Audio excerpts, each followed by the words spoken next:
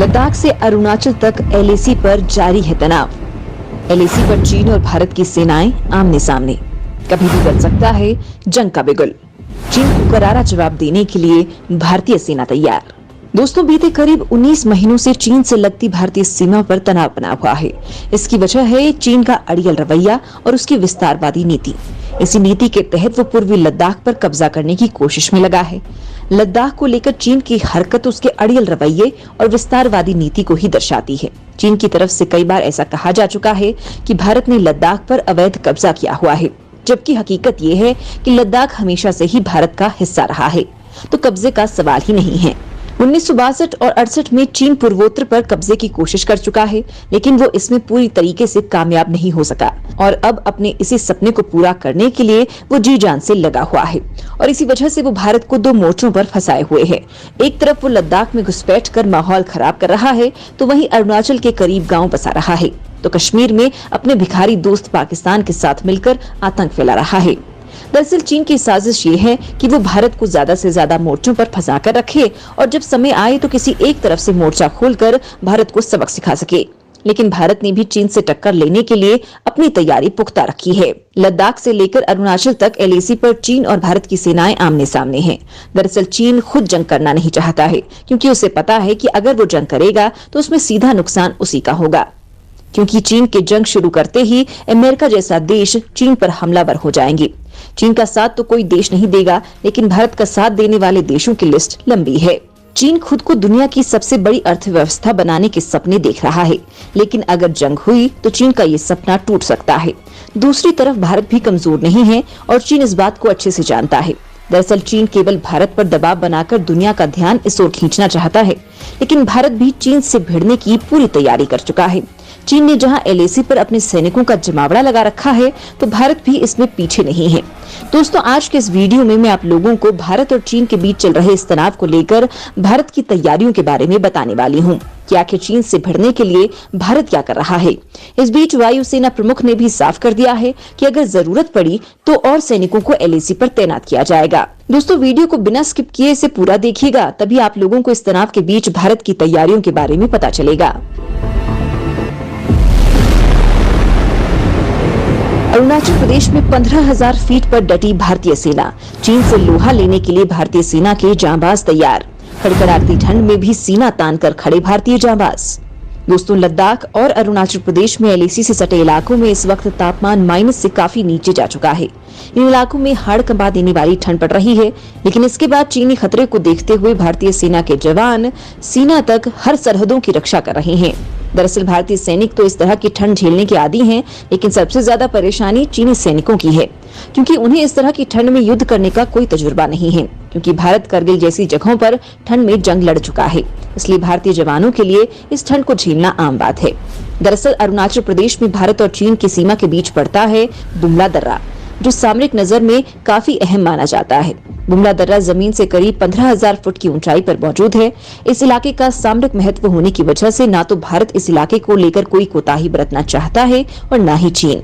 ये एक ऐसा इलाका है जहां पर भारतीय सेना और चीनी सेना के बीच चंद कदमों का फासला है। हालांकि किसी को भी एक तरफ से दूसरी तरफ जाने की इजाजत नहीं है और न ही सामानों का व्यापार हो सकता है। बुमला दर्रे के उत्तर में सिर्फ 43 किलोमीटर दूर तिब्बत का शन्नान प्रांत का सोनाजोंग गांव है। हालांकि बुमला दर्रा इतनी ऊंचाई पर है कि इस दर्रे पर ध्यान नहीं दिया जाता। चीन ने इस इलाके में भी इस्तेमाल के लिए सड़क बना रखी है। दरअसल चीन इस इलाके में घुसपैठ की कोशिश में है और इसी वजह से चीन ने एलएसी से सटे इलाकों के पास सड़कें बना रखी है, ताकि कम समय में सेना और साजो सामान को आसानी से पहुंचाया जा सके। चीन अपने तरफ के इस इलाके में तेजी से विकास का काम कर रहा है। बुमला दर्रे के पास वाले इलाके को S202 भी कहा जाता है। इसका एक पश्चिमी छोर नमकाचू की ओर जाता है, जहां दोनों देशों के बीच 1962 की पहली लड़ाई हुई थी। इस इलाके में थगला चोटी पर भारतीय के अलावा चीन की भी चौकियां हैं। इस इलाके में चीनी सैनिकों ने कुछ समय पहले ही घुसपैठ की थी। इस साल की शुरुआत में चीनियों ने न्यांगची शहर को मेड़ोक से जोड़ने वाली सांगपू नदी घाटी के माध्यम से एक और प्रमुख सड़क का निर्माण किया है, जो बुमला के पूर्व में अरुणाचल प्रदेश की सीमा का सबसे छोटा रास्ता है। चीन के साथ लहासा को जोड़ने वाली सड़क के बाद एक दूसरा रेलवे मार्ग से जल्द ही निंगची के सिचुआन से जोड़े जाने की उम्मीद है। दरअसल चीन अरुणाचल में वही चाल चढ़ने की फिराक में है जो उसने पूर्वी लद्दाख में चली थी। चीन की ये चाल है सलामी स्लाइसिंग। इसे सरल भाषा में ऐसे समझिए कि चीनी सैनिक किसी भी देश की सीमा में 4 कदम अंदर घुस जाते हैं, फिर सैन्य और कूटनीतिक दबाव में 2 कदम पीछे हट जाते हैं और फिर बाकी 2 कदम को चीन अपनी सीमा का हिस्सा मान लेता है और इस तरह चीन कदम दर कदम बढ़ता जाता है। चीन इसी तरह एलएसी पर आगे बढ़ने की कोशिश करता आ रहा है। यही उसने लद्दाख में किया था और अब वो यही तरीका अरुणाचल से लगती सीमा पर भी करने की कोशिश में है। माना जा रहा है कि इसी वजह से चीन यहाँ पर सड़कों का जाल बिछा रहा है। सड़कों के जाल बिछाने के अलावा चीन यहाँ पर अपने सैनिकों का जमावड़ा भी लगा रहा है। हालांकि भारत भी चीन की इस चाल को समझता है और इसी को देखते हुए वायुसेना प्रमुख ने साफ कर दिया है कि अगर जरूरत पड़ी तो भारत एलएसी पर अपने सैनिकों की संख्या बढ़ाएगा। दोस्तों, वीडियो में आगे मैं आप लोगों को वायुसेना प्रमुख के इसी बयान के बारे में बताने वाली हूँ कि आखिर उन्होंने ऐसा क्यों कहा। चीन को लेकर वायुसेना प्रमुख ने बताया अपना प्लान।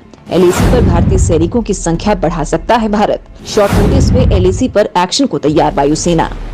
दोस्तों, पूर्वी लद्दाख से लेकर अरुणाचल प्रदेश तक चीन की चालबाजियां जारी हैं। पूर्वी लद्दाख के बाद चीन अब अरुणाचल प्रदेश से लगती एलएसी पर कुछ बड़ा करने की तैयारी में है।